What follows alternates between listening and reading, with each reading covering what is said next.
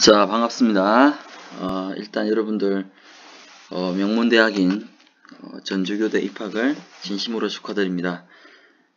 1학년 교육과정에서의 교직 적합성이 굉장히 높은 과목이 교육사회학과 교육학개론이고요. 교육학개론 중에서도 오늘 수업은 실제 초등학교 교사들에게 굉장한 직무 관련성이 높은 주제일 것 같아요. 바로 교계론 57쪽에 있는 학교사회학과 교사의 사회학입니다. 학교사회학과 교사의 사회학 중에서도 오늘 핵심 주제는 바로 이 수업사회학입니다. 먼저 좀 헷갈릴 수 있는데요. 학교사회학, 그 다음에 교사의 사회학, 수업사회학 이 세 가지의 범주를 먼저 말씀드릴게요. 학교사회학은 학교를 사회학적 관점으로 탐구하는 거죠. 학교사회학 안에는 수업사회학이 있습니다. 수업사회학이라고 하는 것은 수업 현상을 사회학적으로 탐구하는 거죠. 그러니까 학교사회학의 하위 범주로 수업사회학이 있고 수업사회학을 오늘 집중적으로 검토할 겁니다. 그 다음에 57쪽에 있는 교사의 사회학은 바로 교사의 삶을 사회학적으로 탐구하는 영역이죠. 그래서 이 학교사회학 그리고 교사의 사회학이 바로 지금 수업을 하고 있는 저의 주된 관심사이고요. 여러분들 교사가 초등학교 교사가 되고 싶은 여러분들에게 가장 관심 주제일 것 같아요. 근데 이 우리 교재의 제일 표지에서 확인할 수 있는 것처럼 수업사회학, 그 다음에 학교사회학, 교사의 사회학은 전부 다 교육사회학의 하위 영역입니다. 하위 영역. 그러면 질문할 수 있겠지요. 교육사회학이 뭐냐? 바로 교육사회학은 교육현상에 대한 사회학적 탐구입니다.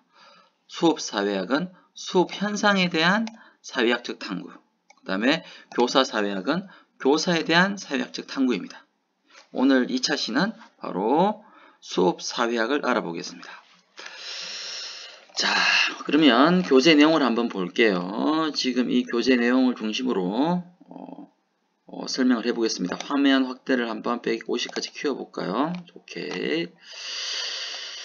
자, 학교 교육에 대한 비판을 보면 상당히 날카롭죠. 이 학부모들 그리고 사회에서 이 교사에 대한 비판은 날이 갈수록 날카롭습니다. 그래서 교사들은 나름대로의 교수 전략을 통해서 그러한 외부 압력과 요구에 대처를 하고 있죠.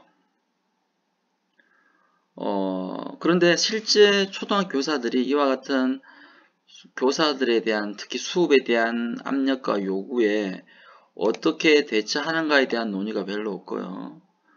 그래서 이 글은, 이 수업은 바로 초등학교의 현장 교사들이 어떠한 교수 전략, 영어로는 이거 teaching strategy라고 하죠.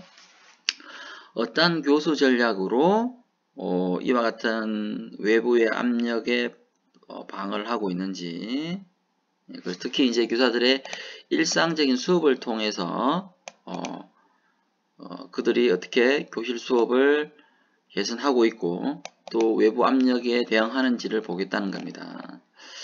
자, 외국의 연구들 보면요, 이런 연구들인데요. 주로 신교육사회학이라고 해서 교사의 수업과 교육과정과 평가에 대한 연구들이 있긴 했습니다. 근데 우리나라에 대해서의 교실 수업 연구들은 있긴 했습니다만 주로 외부자의 관점이었죠. 그러니까 교사가 아닌 사람들이 교실 수업을 분석했고요. 이 글은 바로 현장 교사인 정확하게 표현하면 현장 교사였던 저죠.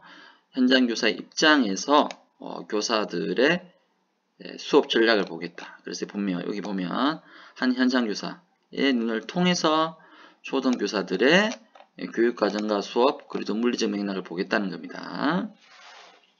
그래서 이 오늘 주제는 바로 국가 단위에서 주도되었던 수업 평가나 교사 평가에 대한 대안으로서 현장 교사의 관점으로 수업을 보겠다는 거고요. 연구 방법은 교실 수업에 대한 질적 연구고요. 그 중에서도 교실의 담화 분석입니다. 담화 분석. Discourse Analysis라고 하는 교실 담화 분석을 통해서 여기 있죠. 자, 여기 보면 교실 수업에서의 담화. 교실 담화 분석을 통해서 교실 수업의 문화를 탐구하는 겁니다. 자, 여기 보면 참여했던 교사들은 크게 3사람이었고요. 학년은 2학년, 6학년 2반입니다.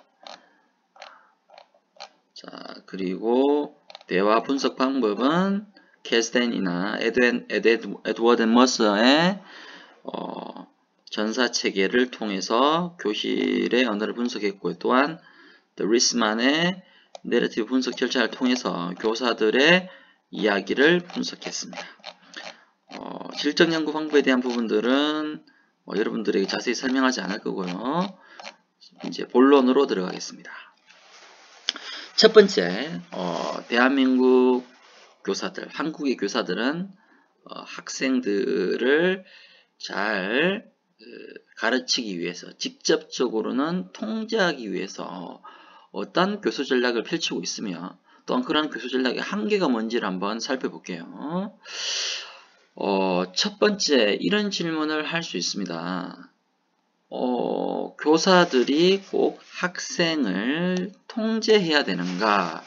이 통제에 대한 부정적인 의미를 가질 수 있어요. 그런데 여러분, 통제에 대한 부정적인 생각을 조금 내려놓을 필요가 있습니다. 이 통제는 영어로 한번 바꿔본다면 컨트롤이겠죠. 컨트롤. 근데 이 컨트롤이 교실 수업에서 필요가 없는 걸까요? 사실은 이 동영상 강의도 사실은 통제되고 있습니다. 한차시, 실제 면대면 강의 한차시를 20분으로 전환하고 있죠. 그러니까 40분 정도의 시간을 통해서, 시간 통제를 통해서 동영상 강의를 만들고 있고요. 공간도 보면 상당히 통제되어 있습니다. 제가 지금 이 동영상 강의를 만드는 곳은 저희 집 자택의 거실이거든요. 근데 지금 저희 아들과 같이 있지만 저희 아들에게 가급적 전화를 하거나 이야기하지 말라고 통제를 하고 있습니다. 그러니까 사실은 사회적 질서 혹은 사회적 현상을 유지하기 위해서는 통제는 불가피한 것이죠. 특히 교실 수업과 같은 1대 다수의 상호작용, 교사 한 명에 여러 명의 학생이 있을 때는 반드시 시간, 공간 혹은 가르친 내용에 대한 통제가 불가피합니다. 1대 다수의 상호작용에서 통제가 없이 사회적 질서가 구성될 수는 없습니다.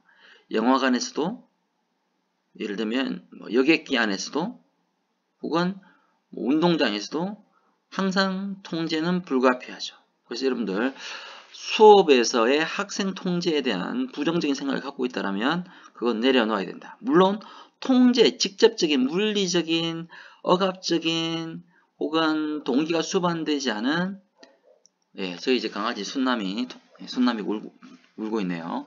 통제가 없이 이게 이제 통제가 된다면 가장 좋겠죠. 예를 들면 법 없이 살 수 있는 사람이다. 물론 그 말은 법 없이 살 정도로 착한 사람이긴 하지만 법이란 장치가 없으면 착하지 않은 사람을 통제할 방법이 없지 않습니까? 그래서 통제에 대한 부정적인 생각은 버렸으면 좋겠다. 자, 그러면 교사들은 학생들을 특히 수업 중에 학생들을 통제하기 위해서 어떻게 하는 건가? 이 용어를 보면 아시겠지만 상당히 부정적으로 제가 기술하고 있습니다. 방법주의라고 보는 거죠.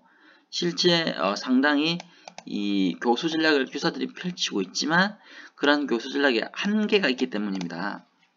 그러면 첫 번째 효율적인 학습 통제를 위한 방법이 뭐냐? 바로 이 행동주의입니다. 행동주의. 이 행동주의의 핵심은 뭐냐면 바로 인간을 동물로 간주하고요. 학습의 원리를 SR 이론으로 봅니다. SR 이론. SR 이론. 이게 뭐냐면 SR 이론은 뭐냐? Stimulus and Response인데요. 학습의 원리는 자극, Stimulus, 자극에 대한 반응이라 보는 거죠. 그래서 이 행동주의 철학에 봤을 때 교육의 정의는 명료합니다. 바로 뭡니까? 인간 행동의 바람직한 변화인 것이죠. 그러니까 교육의 주요한 초점은 행동의 변화인 것이죠. 이 행동주의 철학자들이 봤을 때 인간은 동물과 다르지 않습니다. 그러니까 적절한 행동을 했을 때는 뭘 한다? 보상을 주고 잘못된 행동을 했을 때는 뭘 한다? 벌을 주는 거죠. 이러한 상과 벌을 reinforcement, 바로 보상이라고 합니다. 그러니까 행동에 대한 적절한 보상을 통해서 학생들을 통제하는 거죠. 그런데 이제 초등학교 저학년들에게 이 행동주의가 얼마나 매력이 있냐면 인간의 세대 10대, 20대, 30대, 40대 봤을 때 이 행동주의의 철학이 가장 적용될 수 있는 게 바로 초등학교의 학령기 학생들입니다. 왜냐? 가장 동물에 가까운 단계이기 때문이죠. 그들에게는 인지적인 어떤 설득력이나 정서적인 감동으로 그 아이들의 행동을 바꾸기는 쉽지 않습니다. 바로 동물을 다루듯이 때로는 그와 같은 적절한 강화, 다른 말로는 상과 벌을 통해서 아이들을 교육하는 거죠. 초등학교에는 딱이야 방법입니다. 근데 왜 이걸 제가 행동주의 유혹이라고 했냐면요. 이러한 처벌과 보상으로 학생을 통제하기 시작하면 그 다음 쪽 볼까요? 아이들이 이 처벌에 길들여져서 나중에는 칭찬과 보상에 별다른 반응을 보이지 않습니다. 특히 초등학교에서 많이 쓰는 게 뭡니까? 이 쿠폰, 다른 말로는 스티커를 주는 거죠. 근데 수업이 어떻게 된다? 여기 나오죠. 이 쿠폰을 모으는 각축창처럼 변해버린다. 일종의 뭐죠? 상품을 얻기 위한 경쟁적인 퀴즈대가 되어버리는 거죠. 근데 교사들은 뭐 아이들 아무리 말로 해도 감동을 줘도 안 되니까 고육지책으로 행동주의에 기반한 칭찬과 보상을 쓰고 있다. 이건 교사 중심의 상황정의, definition of the situation, 유효한 수단이지만 뭡니까? 이 전략이 고육지책일 수밖에 없다는 거죠. 왜? 보상이 없으면 수업을 듣지 않는. 사실 우리 인간들이, 특히 한국인들이 성인이 되면 학습을 거의 하지 않거든요. 그 이유는 좋은 고등학교 가라 라는 그런 쿠폰, 좋은 대학을 가야 된다는 쿠폰, 뭐 이거 이제 이런 항상 외래들 같이 길들이다 보니까 결국 뭡니까? 행동주의로부터 인간이 벗어나지 못하는 것이죠. 그러니까 학습 자체에 대한 즐거움을 찾지 못하게 되는 거죠. 이게 바로 뭐냐면 행동주의 교육 철학에 기반한 수업 전략의 한계인 것입니다. 물론 제가 이렇게 말한다고 해서 행동주의가 절대 나쁘거나 사용하지 말란 말은 절대 아닙니다.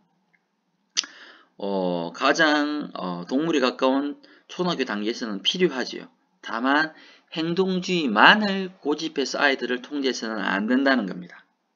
그리고 약간 지침을 드리면 행동주의를 사용할 때는, 행동주의 교수 전략을 사용할 때는 두 가지에 주의할 필요가 있습니다. 첫 번째는 교재는 없습니다.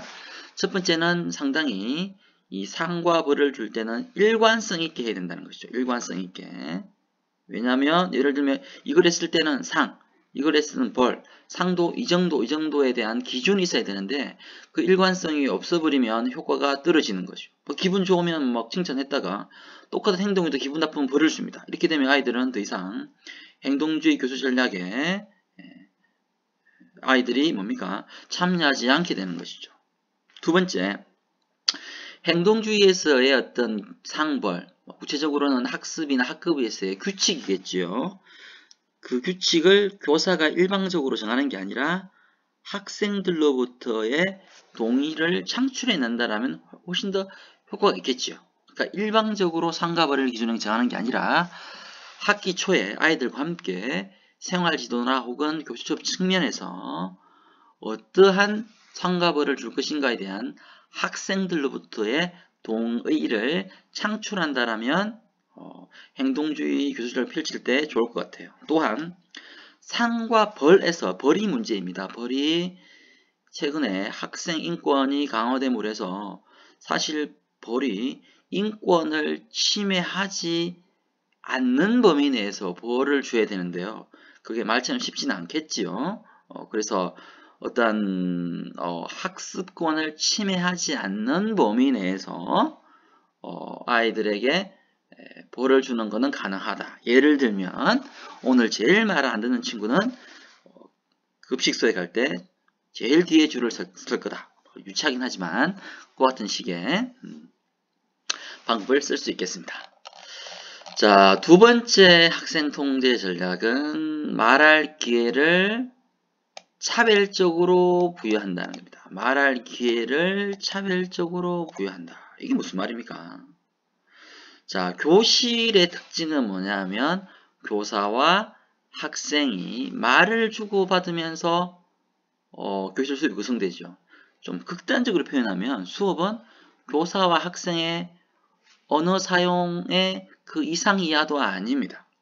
예를 들면 이 수업, 비면대면 수업인 이 수업조차도 제가 입을 닫아버리면 아무것도 이루어지지 않습니다. 물론 화면을 볼 수 있겠지만 자, 그런데 여기 볼까요? 교사들은 교과 내용의 특성과 난이도, 차시 내의 수업의 단계, 학생들의 집중의 정도, 소란의 정도에 따라 차별적으로 아이들에게 발화 기회를 준다는 거죠. 얼핏 보면 아이들에게 20명의 아이들이 있으면 공정하게 말할 기회를 주는 게 맞지 않습니까? 하지만 기계적으로 그렇게 공정하게 말할 기회를 주면 여러분들의 교실 수업은 무너져 내릴 겁니다. 왜냐하면 기계적으로 동등하게 발화 기회를 준다고 했을 때 아이들이 그것이 평등하다고 생각하지 않기 때문입니다. 자, 그러면 어떻게 발화 기회를 차별적으로 줘야 할까요? 이것이 바로 이제 핵심인데요. 한마디로 이렇게 발화 기회를 차별적으로 줘라라고 한마디로 말할 수는 없어요. 근데 대충 예를 한번 들어보겠습니다. 굉장히 어려운 내용을 가르친댔을 때 그때는 가급적이면 반에서 공부를 좀 제일 잘하는 답변을 잘할 수 있는 아이에게 발화 기회를 준다든지 여기 보면 뭐 예를 들어 볼까요? 굉장히 딴청을 피우거나 뭐 소란스러운 학생이 있다 할 경우에는 그들에게 경고의 의미로 질문에 대한 답할 기회를 줄 수도 있는 거고요. 또 예를 들면 학습 부진하나 지진 학생이 있을 경우에는 이들은 사실은 수업에서 선생님에게 말할 기회가 흔치 않지 않습니까? 그러면 가장 쉬운 단원이나 차시의 내용이 있을 때 그 내용에게 맞춤형으로 부진 학생이 탁 질문했을 경우에는 어떻게 됩니까? 그 학생은 정답을 말할 수 있으면서 학습에 대한 자신감도 얻을 수 있고 또 교사의 입장에서는 우리 반에서 공부를 제일 못하는 철수가 영희가 대답을 했구나. 그러면 우리 반 아이들이 다 알고 있구나 라고 확인을 할 수 있는 언어적 장치도 되겠죠. 또 예를 들면 오늘 학부모 공개 수업이다. 그러면 아버지 어머니들이 수업 뒤에 많이 왔어요. 또 그럴 경우에는 뭡니까? 어떻게 아이들에게 말할 기회를 주면 실세가 잘 유지될까요? 평소처럼 일부 소수 아이들에게 혹은 일부 아이들에게만 발화 기회를 준다라면 수업의 질서는 무너질지 몰라요. 왜? 뒤에 엄마가 자기를 보고 있는 그 아이의 경우는 선생님한테 얼마나 말 한마디 하고 싶겠어요. 그리고 뒤에 서 있는 엄마들은, 아버지들은 얼마나 우리 아들, 딸들이 선생님 수업에 열심히 참여한가를 확인하고 싶겠어요. 그러면 교사는 판단을 해야겠죠. 오늘 이 찻이 40분 동안 언제, 어떻게, 누구에게 발할 기회를 줄 것인가. 이런 날은 정말 여러분들 생각처럼 균등하게 모든 아이들에게 발할 기회를 준다라면 나쁘지 않겠죠. 또 센스가 있는 선생님들은 이렇게도 하겠죠. 예를 들면 학생 중에 뒤를 돌아보면서 엄마 아빠를 보고 손을 흔드는 아이라든지 혹은 평소와 달리 열심히 듣는 아이가 있다면 그 아이에게는 발화기회를 줄 필요가 있다는 겁니다. 그렇게 상황에 따라 여러분들이 발화기회를 적절하게 배분하면 아주 센스 있게 수업 상황을 통제했다고 볼 수 있는 거죠. 다음 세 번째 학생 통제 전략, 학생 분류 전략입니다. 세 번째 학생 분류 전략입니다. 그러니까 학생을 어떻게 분류하는가가 교실 수업을 잘 통제할 수 있다고요. 볼까요? 선생님들이 주로 사용하는 방법은 뭐냐면 크게 세 가지의 분류 방식이 있습니다. 물론 이제 학기가 흘러가면서 학생 분류 방식이 나와요. 나름대로 나오긴 하는데요. 첫 번째 분류 방식이 뭐냐면 얘들입니다. 천사들이죠. 얘들은 누구냐면 볼까요? 유인물을 보면 얘들은 교사의 권위와 권력 그리고 학교나 교실이 요구하는 역할과 규범을 충실히 수행하는 거죠.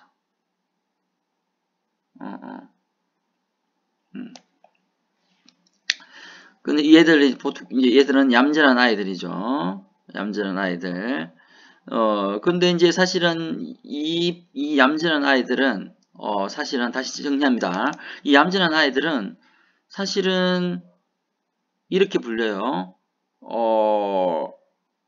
3학년 1반, 5학년 1반 여러분 등의 집단의 아이들로 불리죠. 그래서 얘들의 존재감은 뭐다? 거의 뭐 사람이 아닌 허수아비. 이탈리아 말로는 이거 바자키오라고 하는데 바자키오. 그냥말로 이 꼭두각시 세는 그냥 교실에 앉아 있는 거죠. 아마도 여러분들 면대문으로 봤으면 아마 여러분들도 이런 허수아비 무리로 그냥 앉아 있지 않을까. 여담을 좀 해보면요. 제가 지금 비대면으로 과제물 관리로 수업을 해봤잖아요. 근데 1학년들이 너무 열심히 과제물을 내는 거예요. 사실은 감동했어요. 왜 그러냐? 여러분들 아직 흡수합의가 되지 않은 거예요. 왜 되지 않았을까요? 면대면 강의를 하게 되면 여러분들이 3월 초에 뭡니까? 여러분 과에 있는 뭐 1, 2학년 대면식, 3, 4 대면식 뭐 이렇게 하겠죠. 그러면서 교대 공부는 필요 없어. 교대 교수님들은 영광이야. 야, 뭐 1, 2, 3학년 교육과정 필요 없어. 임용고시 한방이야. 등의 다른 목소리. 이건 이제 교육학 용어로 잠재적 교육과정이라고 하는데요. 3주만 되면 여러분들의 다수는 교대의 배움으로부터 이탈을 하게 되거든요. 그리고 이제 교대 수업에서 뭡니까? 어느 과에 어느 분반의 한 무리로 이제 자리를 잡게 되죠. 그 방식이 가장 경제적이고 가장 편안하죠. 왜? 공부를 하지 않으면서도 학점을 받을 수 있는 멋진 정체성이지 않습니까? 물론 개인적으로 멋지지 않습니다. 하지만 다인수학급에 가보면 다수의 학생들은 바로 뭐다? 이와 같은 얌전한 아이들, 바로 허수아비로 분류된다는 겁니다. 자, 두 번째 유형은 누굽니까? 바로 교사가 원하는 상황장애, 교사가 원하는 의도를 적극적으로 따르는 부류죠. 교실에 두세 명 있습니다. 전주교대도 있을까요? 없을까요? 자, 교실에서는 이 아이들이 마치 선생님들한테 천사와 같은 존재가 돼요. 여러분도 초등학교 선생님이 되면 5, 6년 뒤에 여러분들 교실에는 천사들이 있을 겁니다. 사실 얘들 때문에 하루 아침 9시에 가서 오후 4시 반까지 버틸 수 있는 힘, 그 힘은 바로 이 천사들이 주는 것이죠. 자, 교대에도 수업을 하다 보면 천사가 있을까 없을까요? 있습니다. 그런데 여러분들은 그러한 천사들을 천사라 부르지 않고 뭐라 부른다? 그렇습니다. 학노라 부르죠. 학노. 학점 노예라고 부릅니다. 주로 학노들의 특징은 생물학적으로 나이가 26에서 27세 이상들의 교대생들입니다. 왜 20대 중후반들이 학노가 될까요? 특히 허수아비가 제일 많은 건 현역들, 그러니까 재수 없이 삼수 사수 없이 그냥 엄마의 선생님의 추천으로 교대 온 경우에는 뭡니까? 허수아비가 되기가 쉽죠. 왜? 이제 엄마 아빠 선생님을 위해서 선생님이 교대에 왔으니까 이 목표를 달성했으니까 할 게 없는 거잖아요. 더 이상 이제 나한테는 보상이 없는 거예요. 근데 이제 25, 6, 7이 교대에 왔다. 이 친구들은 다른데 뭔가를 하고 왔겠죠. 그리고 내가 왜 교대에 이 자리에 앉아 있는가를 알기 때문에 뭡니까? 열심히 참여하겠죠. 주로 앞자리에 앉아 있습니다. 그 예비교사들은 교수님들한테 뭐다? 천사다. 하지만 여러분들한테는 뭐다? 학노다. 학노다. 근데 재밌습니다. 지금 여러분들이 이제 면대면 수업이 열리고 개강이 되고 하면 이 학노가, 그러니까 나이가 많은 동기 혹은 나이는 비슷하지만 학노가 학과의 주도권을 잡게 되면 그 학과는 열심히 공부하는 학과가 되고요. 그리고 교수님들한테도 우호적인 학과가 되겠죠. 반대로 이런 허수아비들만 우르르 모여있을 경우에는 영혼이 없는 분반, 학년이 되어서 4년 내내 졸업하게 됩니다. 물론 학생의 입장에서 보면 그들 나름대로 교대 수업이 아닌 의미를 찾을지는 모르겠지만 4년 동안의 교대 교육과정과 수업으로부터 여러분들은 완벽하게 이탈되는 것이죠. 이건 여러분들이 선택하세요. 자, 어찌됐든 초등교실에서는 뭐다? 이러한 천사, 꼬마 선생님들이 있고요. 이들에게 힘을 실어줍니다. 얘들은 굉장히 뭡니까? 공부를 잘한 아이, 착한 아이라는 라벨링을 받게 되겠죠. 나름대로의 좋은 낙인을 받게 되는 겁니다. 세 번째 유형이 문제입니다. 세 번째 유형. 이런 친구들은 교사가 원하는 상황 정의를 어떻게 한다? 일탈하는 거죠. 일탈. 다른 말로는 보면 어떻게 보면 굉장히 이 반역형의 살아있는 인간, 주체적 인간이라고 볼 수도 있습니다. 근데 쌤들은 얘들을 뭐라 부른다? 이제 물건, 꼴통, 회방꾼 이렇게 부르는 거죠. 그러면 이동성 교수는 교대를 다닐 때 어떤 유형이었냐? 제 전략은 허수아비 다하기 꼴통이었던 건지도 모르겠어요. 일단 교대 공부는 안 했으니까요. 그리고 허수아비가 좋은 건 뭐냐면 막 굳이 앞자리에 앉아가지고 열심히 들으려고 하지 않았던 것 같아요. 근데 문제는 뭐냐면 얘들 꼴통들이 뭡니까? 실제 뭡니까? 좀 불필요하게 쌤들에게 이제 그 선생님으로부터 꾸중을 듣죠. 여기 보면 얘들이 이제 사실은 교실의 질서를 유지하기 위한 어떤 수단이 됩니다. 그래서 얘들에게 필요 이상의 어떤 부정적 라벨링을 주는 것, 이런 부작용이 있죠. 그래서 특정 아이들에게 너무 부당하게 그렇게 라벨링을 하는 것, 이거는 사실은 뭐 불평등한 관계를 재생산하는 기제가 될 수 있다라고 볼 수도 있습니다. 그러면 저한테 질문을 하겠죠. 다시 위로 가볼까요? 그러면 현장에서는 이렇게 세 분류로 학생을 하고 있는데 그럼 어떻게 하라는 겁니까? 사실은 이렇게 세 부류로 학생을 보는 게 아니라 어떻게 한다? 아이 한 명 한 명 한 명을 봐줘야 되겠죠. 제가 교사로서 경험해본 바로는 20, 30명 있을 때 아이들 한 명 한 명을 볼 수 있는 물리적 기간은 최소 10년 이상의 시간이 걸립니다. 엥? 그러면 처음 수업을 하게 되면 아이들이 한 명 한 명이 안 보여요? 안 보입니다. 잘요. 왜일까요?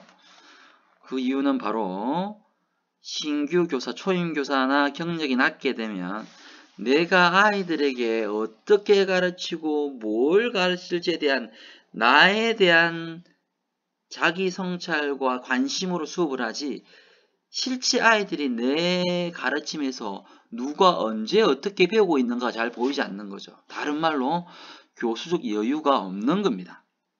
하지만 간혹 경력이 짧지만 아이들의 배움의 질을 포착할 수 있는 초임 교사들이 있긴 합니다. 그건 뭘까요?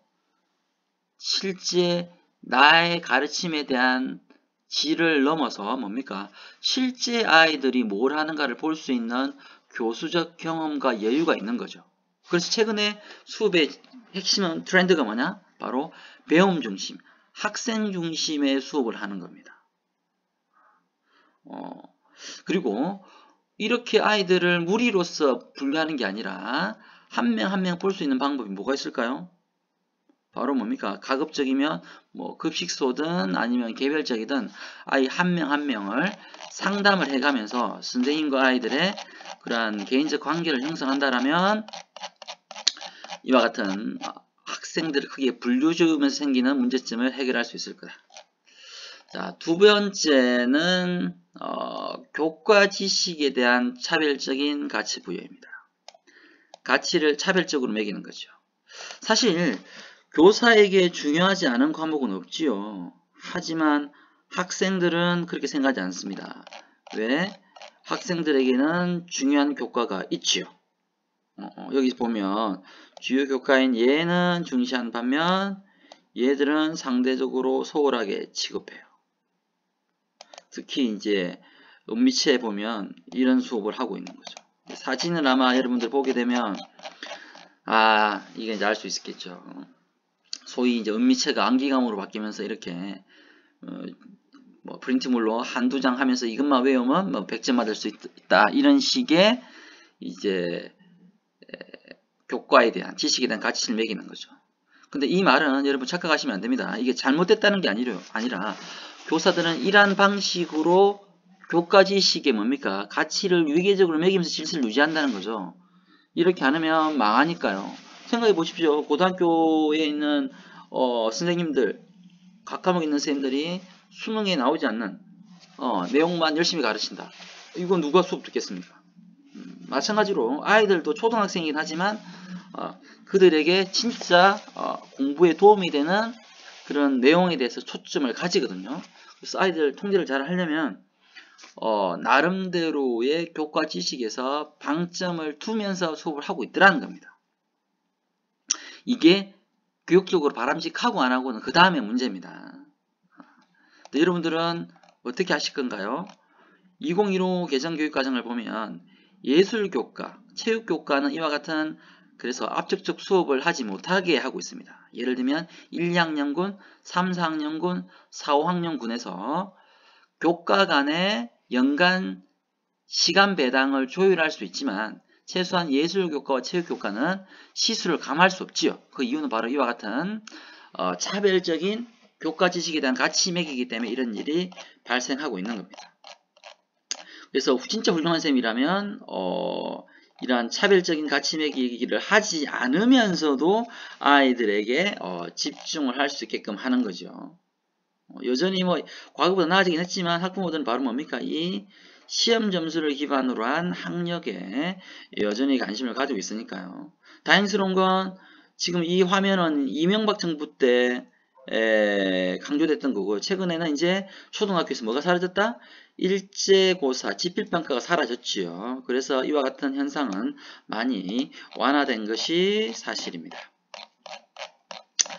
자, 그 다음 세 번째입니다. 세 번째 바로 뭐다? 이런 물리적인 환경 사용 전략, 시공간을 효과적으로 관리하라는 거죠. 그러니까 초등학교는 1시간이 몇 분? 40분.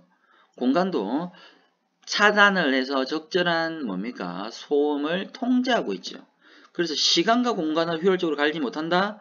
바로 학생과 수업을 적절하게 관리를 못하는 거죠. 근데 문제는 이런 단순한 시공간 사용 전략이면 제가 뭐하러 이야기를 하겠어요? 너무나 상식적인 이야기인데 여기에서 뭡니까? 이 시공간적 공간에서 교사의 말, 학생의 말이 개입됩니다. 그러면 교사들은 교실의 시간과 공간을 효과적으로 대응하기 위해서 언어를 사용할 때 재생기, 확성기, 번역기로서의 교사 역할을 합니다. 결론부터 말씀드리면 이와 같은 언어 사용을 재생기, 확성기, 번역기로서의 언어를 사용하면 안 됩니다. 안 된다고요. 안 된다고 이야기를 했는데 여러분들 선배들 항상 그 기말고사 답을 써보라고 하면 하라고 거꾸로 이해하고 있어요. 자, 그러면 번역기, 재생기, 확성기가 도대체 뭔 말입니까? 설명을 해야 되겠죠. 자, 이걸 볼까요? 자, 교실의 사회적 질서를 캐기 위해서 민속방법론이라는 사회 이론이 있어요. 그 이론가들이 교실의 사회적 질서를 보니까, 다른 말로는 교실의 사회 질서를 캐내기 위해서 바로 교실의 담화를 분석하죠. 근데 교실 담화를 분석해 보니까 담화가 어떻게 돼 있다? 바로 I, R, E 시퀀스로 돼 있다는 겁니다. 어렵죠? 한 개씩 풀어볼게요. I는 뭐냐면 영어로 initiation, 개시하다, 시작하다는 뜻의 첫 글자이지요. initiation. 이거는 이제 언어학에서 발화 개시를 말합니다. 다른 말로는 교실에서는, 교육학에서는 발문이라고 하죠. 발문, 열 발자에 물을 문자. 그러니까 이야기를 연다는 겁니다. 이야기를 연다. 그 다음 R은 뭘까요? reply 혹은 response입니다. 바로 교사의 발화 개시에 대한 학생의 뭐다? 대답을 말하는 거죠. 그 다음에 E는 뭐다? 그 대답에 대한 평가입니다. 평가. 맞다, 틀리다, 바람직하다, 뭐다, 그러니까 바로 evaluation의 약자입니다. 그러니까 교실의 언어 구조를 분석해 봤더니 교사의 발화 개시, 학생의 대답, 그리고 학생과 교사의 평가의 계열을 가지고 있다는 거죠. 뭐 I, R, E 시퀀스로 교사의 학생의 언어 구조가 있더라는 겁니다. 이게 바로 교실의 담화 구조인 것이죠. 근데 문제는 뭐냐면 주로 이게 이제 뭐냐면 문답식 수업에서의 담화 구조가 I, R, E 시퀀스입니다. 근데 문제는 위로 가보면 교실에는 항상 초등학교 교실은 시간이 부족하죠. 왜? 애들이 떠들고 말을 안 듣습니다. 잔소리 하다 보면 시간이 훅 가요. 공간적으로는 항상 시끄럽습니다. 왜? 애들은 절대 조용해 주지 않아요. 그러면 시간적으로 부족하고 공간적으로 시끄럽겠죠. 그러면 다음으로 다시 와보면 교사가 아이들한테 질문을 해요. 학생이 대답합니다. 그러면 애들이 듣지 않고 떠들고 있습니다. 학생이 듣지 않아요. 떠들어요. 근데 그 학생이 어떤 학생한테 지명을 하겠죠. 그럼 그 답이 맞는지 틀린지 평가를 해야 되겠죠. 이것도 시끄럽게 떠들어서 안 들려요. 시간도 마음도 없어. 급해요. 그러면 어떻게 되냐? 교사는 첫 번째 여기 볼까요? 재생기가 나오죠. 왜 재생기냐 뭐냐면 학생이 일어나서 우물우물 이야기를 하겠죠. 근데 말하는 것도 시원찮아요. 듣지도 않아요. 그러면 교사가 학생을 대신해서 다시 한 번 더 그 아이가 한 답을 말해주죠. 예를 들어 볼까요? 여러분 2 더하기 3은 뭡니까? 철수가 말해보세요. 철수가 일어나서 5입니다 했는데 웅울웅울해요. 그러면 철수가 5라고 했습니다. 라고 뭐 한다? 다시 한 번 더 리플라이, 대답을 해주는 거죠. 그게 뭐다? 재생기예요. 다시 한 번 말해주는 거 재생기. 그 다음에 시끄러우니까 크게 말해준다. 확성기죠. 그 다음에 왜 번역기냐면 아이가 뭡니까? 웅울웅울하고 못 알아듣고 답도 교실 언어인 표준말, 높임말 5입니다가 아니라 5예요 라고 말했어요. 그래서 이렇게 말하죠. 철수가 여러분 5입니다 라고 말했습니다. 맞나요? 라고 하는 거죠. 이게 바로 학생의 R, 번역기, 재생기, 확성기 역할을 하는 겁니다. 교사가 학생을 대신해서 크게 말해주고 다시 말해주고 알아듣기 쉽게 말해주는 교사의 언어 사용 전략. 이렇게 하면 망한다, 성공한다? 망하는 겁니다. 그렇게 하지 말라는 거죠. 하지 말라는 겁니다. 그래서 여러분들 번역기, 재생기, 확성기 역할을 하면 안 되는 겁니다. 그러면 어떻게 하라고요? 이 학생의 대답을 듣지 않고서는 그 다음 단계로 나아갈 수 없는 언어 살육은 써야 되겠죠. 그러니까 번역기, 재생기, 확성기 역할을 하지 않고 뭡니까?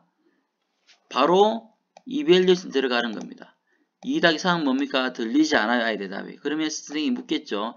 여러분 맞나요? 라고 물어보겠죠. 그럼 애들이 눈이 휘둥그레 주겠죠. 그럼 뭐? 묻겠죠. 철수가 뭐라고 그랬는데요? 라고 대묻겠죠. 그때 우리는 뭡니까? 철수한테 다시 한번 부탁을 하는 거죠. 철수야, 다시 한번 말해줄래? 다른 말로 뭡니까? 발표하는 아이의 대답을 듣지 않고서는 그 다음 수업 단계에 나아갈 수 없는 언어 사용을 쓴다 그러면 뭡니까? 아이들은 학생들의, 또래들의, 동료들의 대답을 잘 들어주겠죠. 초등학교 교실 수업 별거 아닌 겁니다. 바로 뭐 학생의 발화를 잘 들어주는 수업이 바로 뭡니까? 가장 이상적인 수업입니다. 여러분들 선생님이 되시면 아이들이 떠든다고, 시간이 없다고, 바로 뭡니까? 학생의 역할을 대신해서 번역기, 확성기, 재생의 역할을 하지 마시고 학생들의 발화를 학생들이 들어주는 수업을 운영했으면 좋겠습니다. 자, 그 다음 단계로 넘어갈게요. 그 다음은 뭐냐? 진도 나가기 전략입니다. 진도 나가기 전략. 이게 이제 뭐냐면 시간은 별로 없고 진도는 나가야 되잖아요. 그러면 어떻게 됩니까? 이제 교육과정을 재구성하거나 아이들의 삶과 아이들의 생각을 기반으로 하기보다는 뭡니까? 교과서를 펼쳐놓고 어떻게 한다? 이 IRE 시퀀스를 합니다. 물론 똑같이 하지만 어떻게 한다? 자기가 묻고 자기가 답하는 자평하는 뭡니까? 자문자답의 수업을 하는 거고요. 책대로 수업을 하는 거죠. 그래서 이와 같은 진도 나가기 수업을 하지 않으려면 연간, 월간, 주간, 차시에서 시간 배분을 잘 해야겠습니다. 근데 불가피하게 시간이 없을 때는 이렇게 할 수밖에 없겠죠. 자, 지금까지 저와 함께 수업 사역을 알아봤는데요. 다음 차시에는 수업 사역뿐만 아니라 문화 다양성 교육에 대한 교육을 서로 주고받도록 하겠습니다. 한 차시 동안 고생했습니다. 이것으로 강의를 마치겠습니다.